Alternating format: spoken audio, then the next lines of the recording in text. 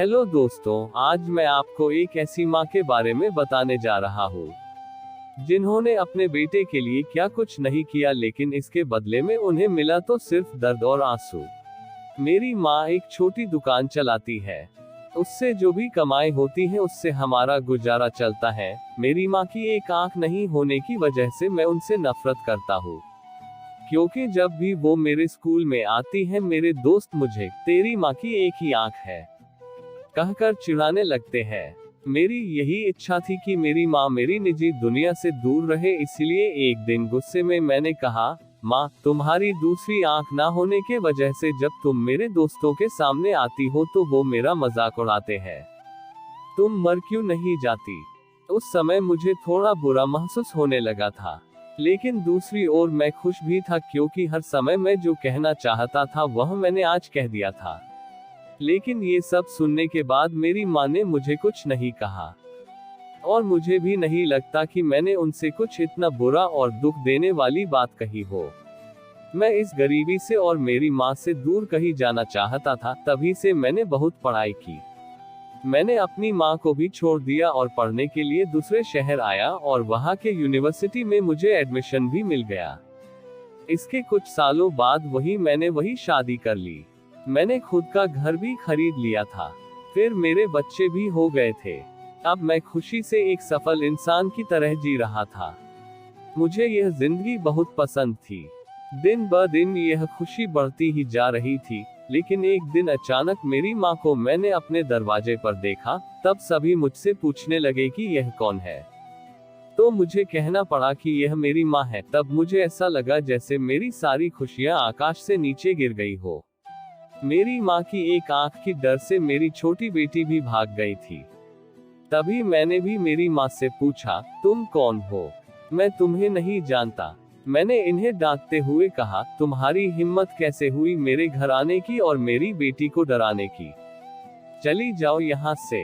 इतना सुनने के बाद मेरी माँ ने शांति से मुझे जवाब दिया, ओह, मुझे माफ करे, शायद मैं गलत पता पर आ गई, और वह चली गई। मैंने भगवान का शुक्रिया अदा किया कि उन्होंने मुझे नहीं पहचाना। अब मैं शांत महसूस कर रहा था, और मैंने अपने आप से कहा कि अब मैं अपनी पुरानी जिंदगी के बारे में कभी सोचना भी नहीं चाहता। कई दिन खुशी से बिताने के बाद एक दिन मेरे पुराने स्कूल का लेटर मेरे घर आया। मैंने अपनी पत्नी से झूठ कहा कि मैं बिजनेस ट्रिप पर जा रहा हूँ। मेरे पुराने स्कूल को चला गया। उसके बाद मैं अपने पुराने घर झोपड़ी में गया। मैंने वहां पाया कि मेरी माँ ठंडी फर्श पर गिरी हुई थी। ये सब देखने के बाद भी मेरी आंखों से एक आंसू तक नहीं निकला। उनके हाथों में कागज का एक टुकड़ा था, शायद वह मेरे लिए कोई पत्र ही था। मेरे बेटे, मुझे लगता है कि अब मेरे जाने का समय आ चुका है, और अब मैं तेरे घर भी नहीं आ सकती, लेकिन मैं एक बार तुम्हें देखना चाहती हूँ, तुमसे मिलना चाहती हूँ। मुझे तुम्हारी बहुत याद आती है, और जब मैंने सुना कि तुम यह अपने पुराने स्कूल में किसी काम से आ रहे हो तो मुझे काफी खुशी हुई। लेकिन मैंने निश्चय किया कि एक आंख होने की वजह से मैं तुम्हारे लिए स्कूल नहीं जाऊंगी, और मैं नहीं चाहती थी कि मुझे देखकर तुम्हें घबराहट हो। तुम्हें याद होगा कि जब तुम बहुत छोटे थे तब तुम्हारा एक एक्सीडेंट हुआ था और तुमने अपनी एक आंख खो दी थी। एक माँ होने की वजह से मैं तुम्हें एक आंख में बड़ा होता नहीं देख सकती थी, तो मैंने तुम्हें अपनी एक आंख दे दी, और आज मुझे गर्व है कि मेरा बेटा इस पूरी दुनिया को देख सकता है। तुमने जो कुछ भी किया उससे मैं कभी दुखी नहीं हुई। जितनी भी बार तुमने गुस्सा किया, मैंने अपने आप से कहा कि शायद तुम इसलिए डांटते हो क्योंकि तुम मुझसे बहुत प्यार करते हो।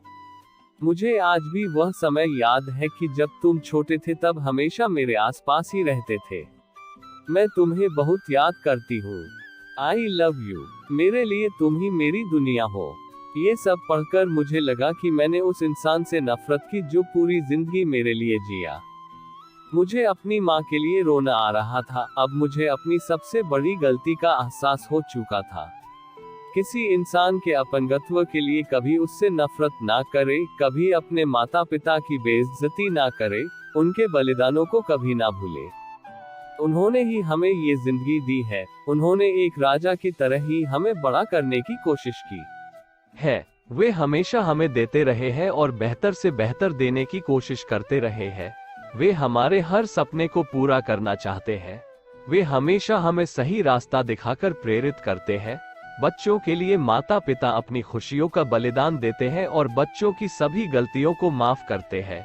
हमें हमेशा उनका सम्मान करना चाहिए और उन्हें प्यार देना चाहिए। तो दोस्तों, उम्मीद करते हैं हमारी आज की कहानी भी आपको पसंद आई होगी। आपका क्या कहना है इस बारे में कमेंट करके हमें जरूर बताएं।